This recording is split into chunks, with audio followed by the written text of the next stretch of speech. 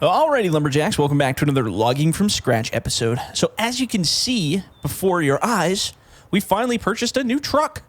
So we were able to get this awesome customized little truck, plus a low bed for around $115,000, which is a little more than I wanted to pay, but you know what? It's about time we finally get our own truck, because I'm sick of renting the other mill truck all the time. But yeah, it's actually quite the pretty truck. It's all kind of customized out. It's got some weird deckly stuff on it, and now I was able to get some decals made up and put them on our equipment. So we're going to be the JC Timber Company. That's what I decided to name it. JC being the initials for my first and last name, and yeah, the Timber Company with the cool crossed X's. So that'll be kind of our logging company going forward. I figured since we're getting kind of into the bigger contracts and buying our equipment, we better get a business name. So yeah, I was able to get them put on the doors of the truck for both sides there, and put on this guy as well. So that was pretty cool. And it's on the 880 as well, but that's 880's in the shop getting fixed up, so that's all good. So what we're going to do is we're going to grab our truck here. We're going to go do a quick tour over to the mill. What I want to do is I want to go there and I want to grab the low bed. And then after we pick up the low bed, we're going to head off to Axe Mountain, because I have a couple contracts on Axe Mountain that I want to get sorted out. We get to do some low bedding for them. I guess there's a couple pieces of equipment they want moved up the hill, so we're going to move it up the mountain, which should be an adventure and a half, because that mountain is a super windy pain in the butt. So I think it'll be pretty fun. So we're just going to run over and grab our low bed. So yeah, for 115 grand, I guess it's not bad with the low bed.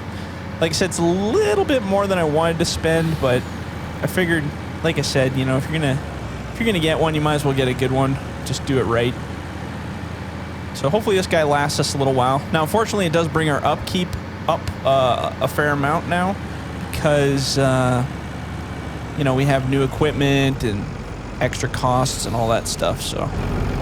Alright, so let's hook onto this bad boy. There we go. Alright.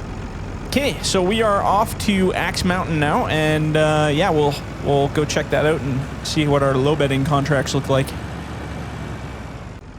Alrighty, so we're just pulling into the mill here. We're gonna go pick up our beautiful machines.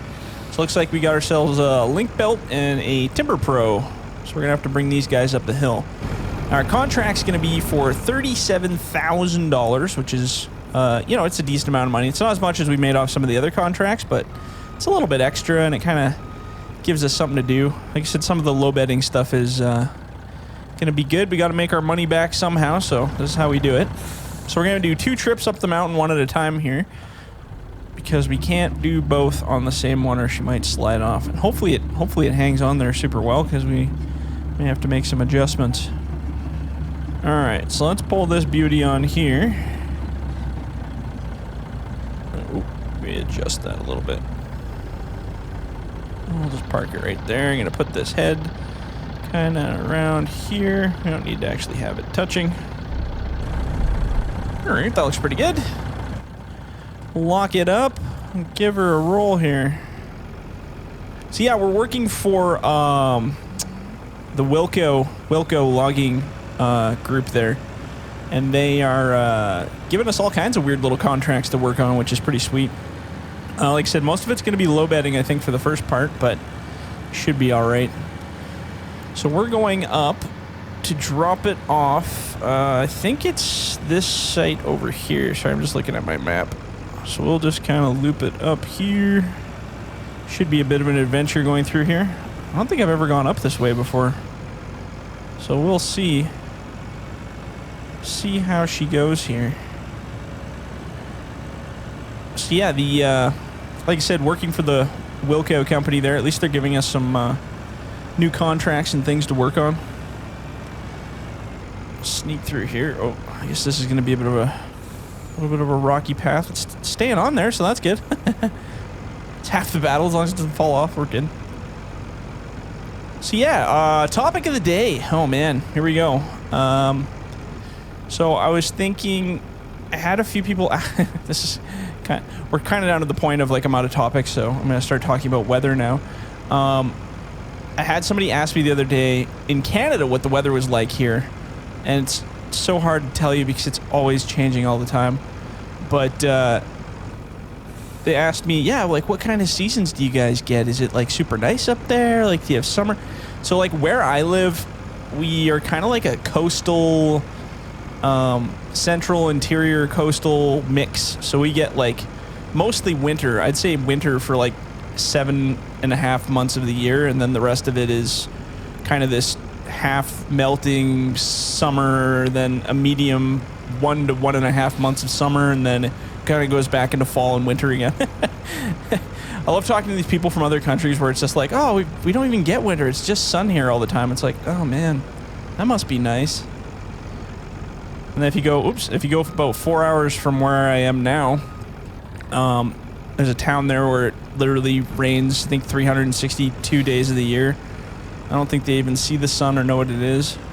It's pretty wild. But yeah, you guys watching, like, how's it been for wherever you are? Everybody always says the weather's constantly changing in different areas and stuff, but I don't know. For us, it's been pretty consistent. Pretty consistent, that is.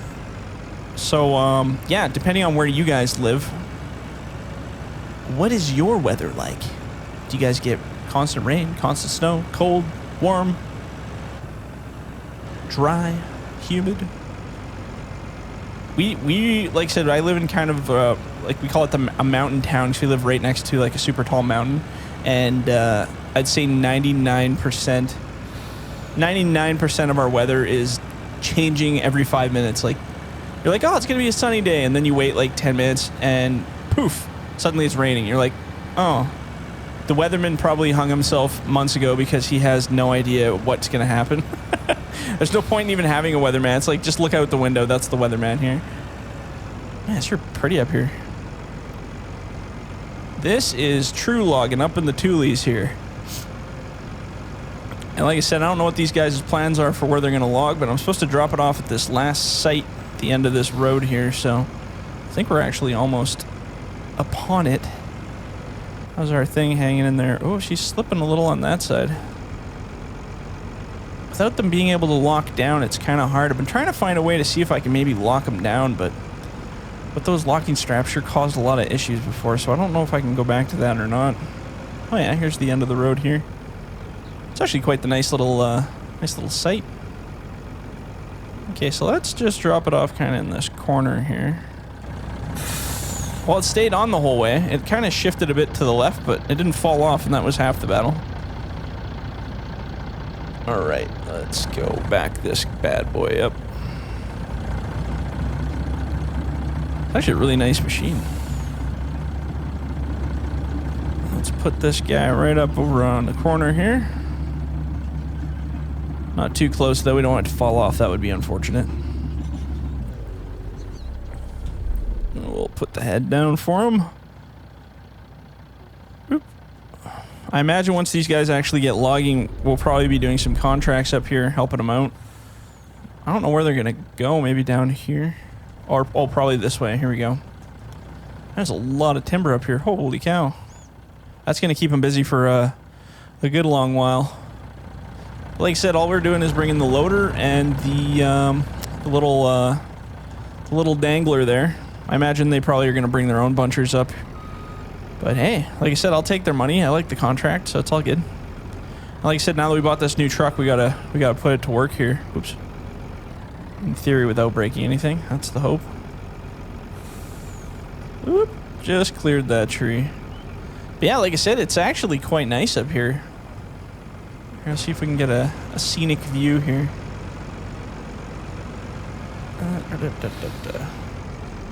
Stop, enjoy the look of things. Actually, you know what? That'd make a nice picture.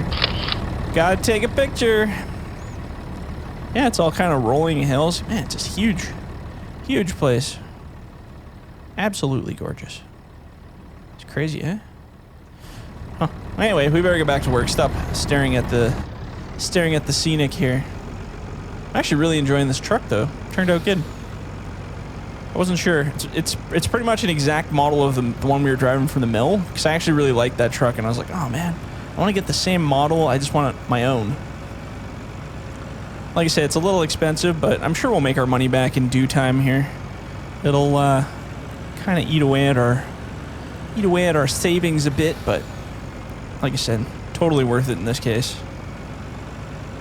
Now there's two ways to get up here, and we went the kind of rickety-rockety way.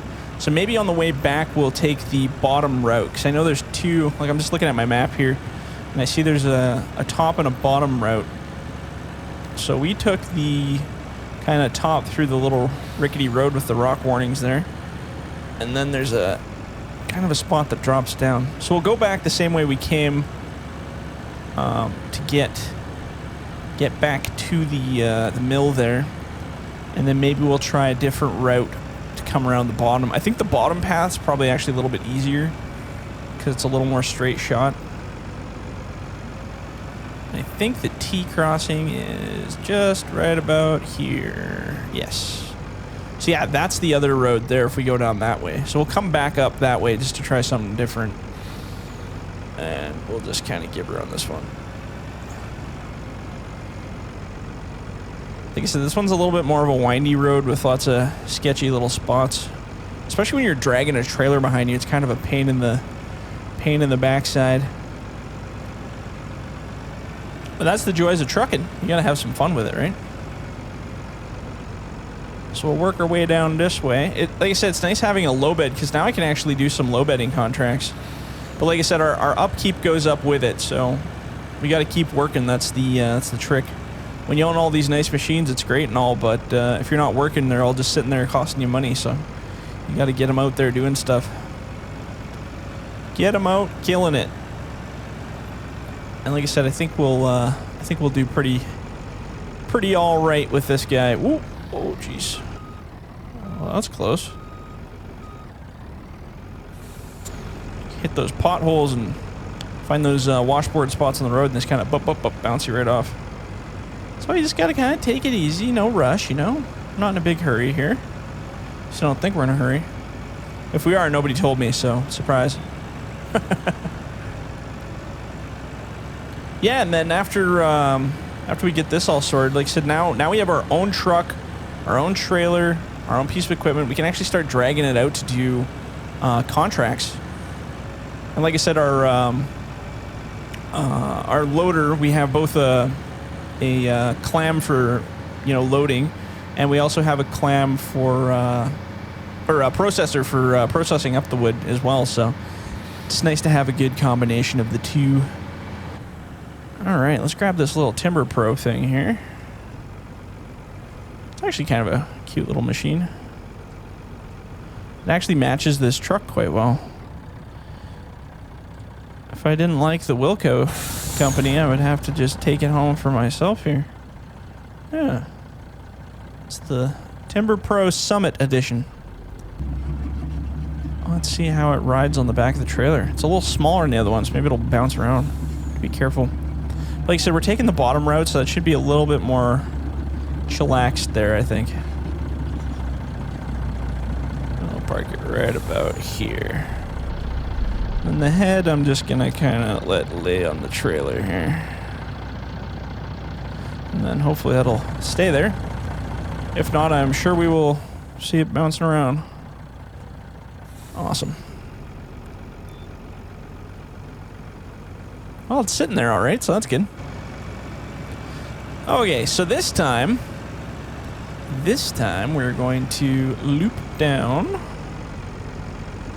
all the way this way and hopefully not clip that pole. There we go. What a terrible place to put a light pole. I'm surprised nobody's clipped it yet. Maybe that's kind of like a swing point so people know which way to go around. So yeah, this way is a lot easier and a lot nicer because it's just kind of a flat road. It's like a couple dips in it, but nothing like that rocky one that we were kind of rolling on the other side. That one was a bit sketchy. Just a touch sketchy.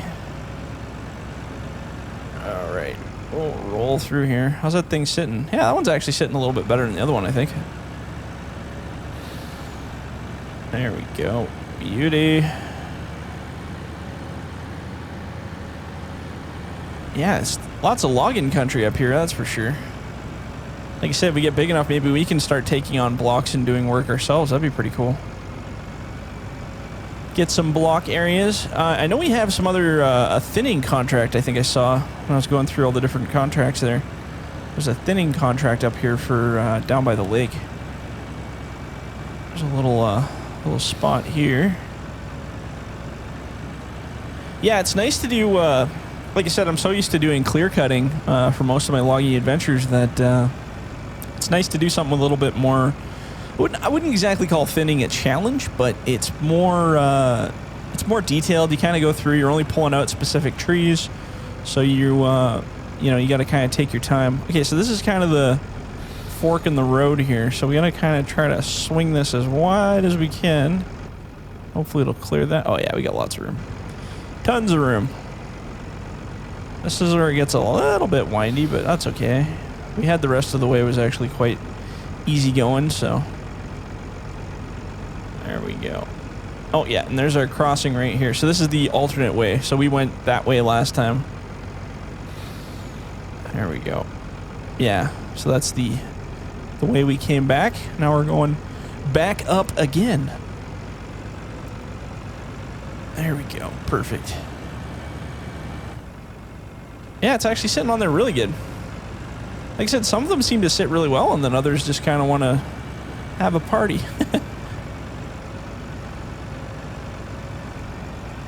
It'd be nice to come up here and do some downhill logging. Bring in some stuff back up to the landing. Get like a winch skidder or something. Oh man. Oh, I was talking to Jim about that other skidder, and it sounds like he doesn't actually want that skidder. He took a look at it, and I don't know, I guess it's not his interest. He's already got his own collection of stuff for logging, but he said I could have the skidder. He said, but if I want to use it, he can have the mechanic fix it, but it's going to cost about $55,000, I think he said. He needs a new engine, new transmission. There's a whole bunch of blown lines, just tons of stuff. Electronics are old and fried out. So it'd be around $55,000 to fix it up. I don't know if I'm wanting to spend that kind of money on it or not, because I don't really need a skidder right now. But I mean, it's nice to have in the collection, but it's just going to be, extra money that I spend. I don't know. What do you guys think? Should I buy the skidder? Should I pay for it, get it repaired, or should I just say heck with it and wait and buy a brand new one? I don't know. I mean, it's red, so that's cool. But I'm not paying for a brand new paint job. Like, I'm gonna leave it the way it is. I'm just like, all they'd be doing is just fixing it up so that it's usable. Fix the lines and all that stuff on it. Not really necessarily anything else.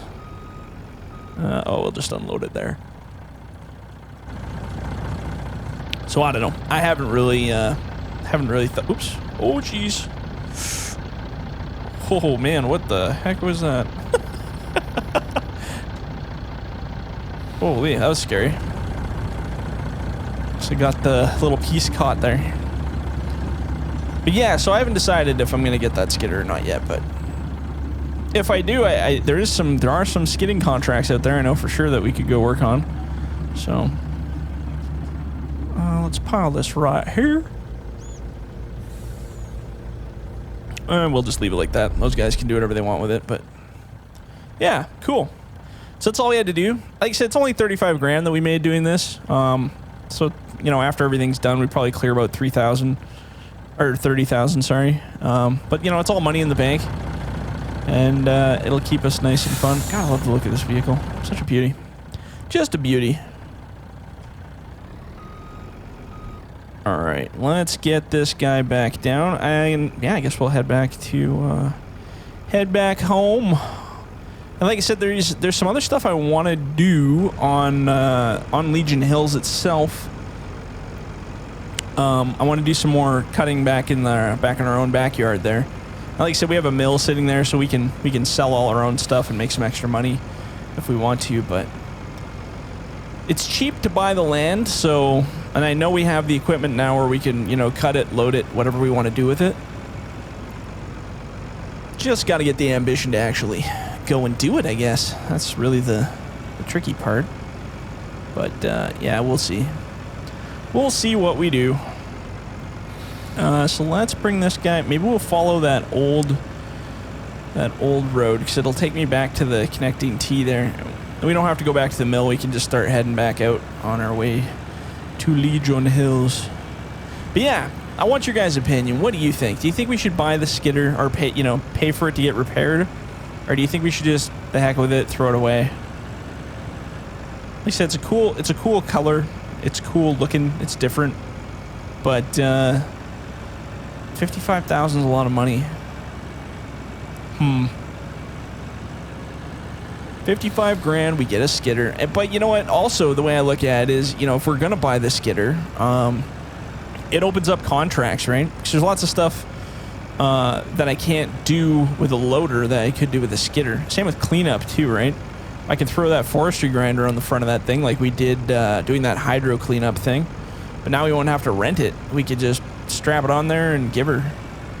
Like I said, it might cost a little bit more to maintain it, but in the long run, I bet we'd make more money. And who knows? Who knows what else we'll use it for? I mean, it's got a grapple on it. You can do skids. We can put a blade on it, do some plowing.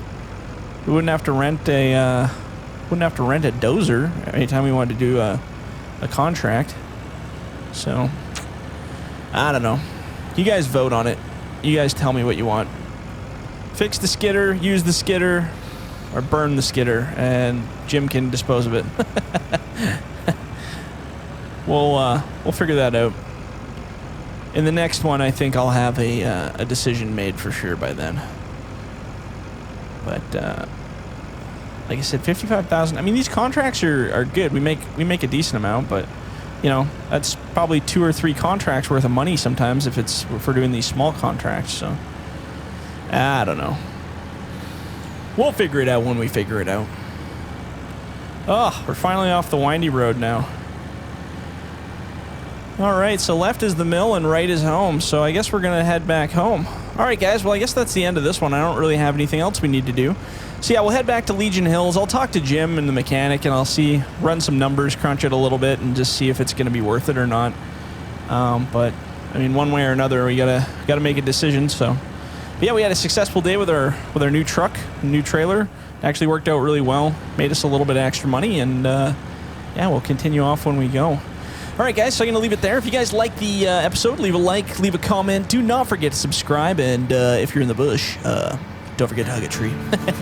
All righty, guys. We'll catch you on the next one. See ya.